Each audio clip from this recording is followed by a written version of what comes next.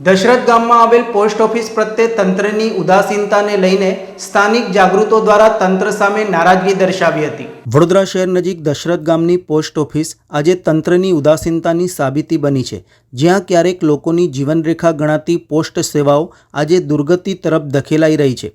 દશરથ ખાતે આવેલી આ પોસ્ટ ઓફિસમાં સ્ટાફની ભારે અછત છે। હાલ તો માત્ર એક હંગામી મહિલા કર્મચારીના ભરોસે સમગ્ર કાર્ય ચાલી રહ્યું છે, એ પણ પંખાવિહીન દફતર ખંડમાં પોતાના જીવ જોખમમાં મૂકીને ફરજ બજાવી રહી છે। હકીકત એ છે કે છેલ્લા 10 મહિનાથી અહીં કોઈ નિયમિત ટપાલી નથી। પોસ્ટ ઓફિસમાં આવનારા આધાર કાર્ડ, આરસી બુક, સરકારી દસ્તાવેજો જેવા મહત્વપૂર્ણ કાગળો મહિનાઓ સુધી અહીં જ ધૂળ ખાય છે। આ દસ્તાવેજો ન તો લોકોને મળે છે, ન તો કોઈ જવાબદારી લેવાય છે। રેકોર્ડમાં ડિલિવરી દર્શાવવામાં આવે છે, પરંતુ વાસ્તવિકતા એ છે કે નાગરિકોને તેઓ તેમના હકના દસ્તાવેજો માટે ભટકતા રહે છે। સ્થાનિક રહીશ અને જિલ્લા કોંગ્રેસના પ્રવક્તા હિતેન મકવાણાએ આ મુદ્દે તંત્ર સામે આકરા પ્રહારો કરતા જણાવ્યું હતું કે અહીંની હાલત તો એવી છે કે લોકોને અધિકારી દસ્તાવેજો ભંગાણની ભેટ ચડી રહ્યા છે। હંગામી કર્મચારી પોતે પૈસા આપી એક વ્યક્તિને ટપાલ વહેંચવા રાખેલ છે।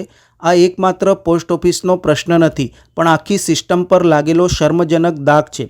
પોસ્ટ વિભાગ જે એક સમયે નાગરિક જીવનનું અદ્ભુત સંચાલન કરતું હતું, આજે સરકારની જ અવગણનાથી પછાત પડતું જાય છે। આમ ખોટી દિશામાં નીકળી રહેલા તંત્રના પગલાઓથી હવે ગંભીર પ્રશ્નો ઊભા થયા છે। શું પોસ્ટ વિભાગ પણ BSNL જેવી જ યાત્રા તરફ ધકેલવામાં આવી રહ્યો છે? શું સરકાર જાણી જોઈને પોસ્ટ વિભાગને નબળું બનાવી ખાનગી કુરિયર કંપનીઓને લાભ પહોંચાડવાનો ગૂઢ પેત્રો રચી રહી છે? સ્થાનિક સ્તરે આવા આક્ષેપો ઊભા થઈ રહ્યા છે કે તંત્રની નિષ્ક્રિયતાનો સીધો લાભ મોટી ખાનગી કુરિયર કંપનીઓ ઉઠાવી રહી છે, જે નફા સાથે ધમધમી રહી છે। તો તાત્કાલિક ધોરણે કર્મચારીઓની નિમણૂક, ટપાલ વિતરણ વ્યવસ્થા તથા પાયાની સુવિધાઓ જેમ કે પંખા, પાણી, સુરક્ષા પૂરી પાડવામાં આવે તેવું પણ લોકો ઈચ્છી રહ્યા છે। આખા ગામની ટપાલો અહીંયા મહિનાઓથી પડી રહી છે।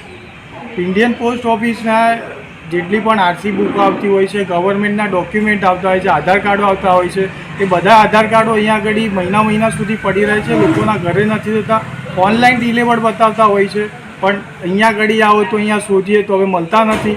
લઈને આજે બેન જે રીતના પેલા બેને કીધું કે હંગામી ધોરણ પર અહીંયા રહેલા છે અને એમને એમના પોતાના ખર્ચે પૈસા આપીને એક માણસને એ લોકોએ મોકલ્યો છે ટપાલ વેચવા માટે। તો આવી રીતના ગુજરાત સરકાર ક્યાં સુધી લોકોને બેવકૂફ બનાવતી જશે?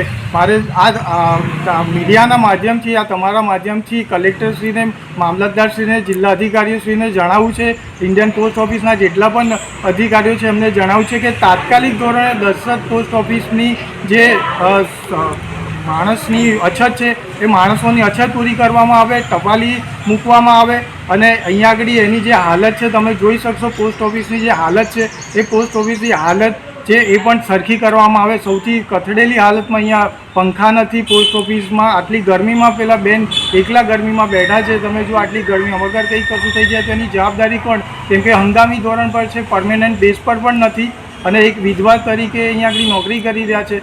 તો મારે તમને કહેવું છે કે આગામી 10 દિવસની અંદર તમે લોકો આનું જે પણ હોય એનું નિરાકરણ લાવો, નહીં તો અમે આંદોલન કરીશું।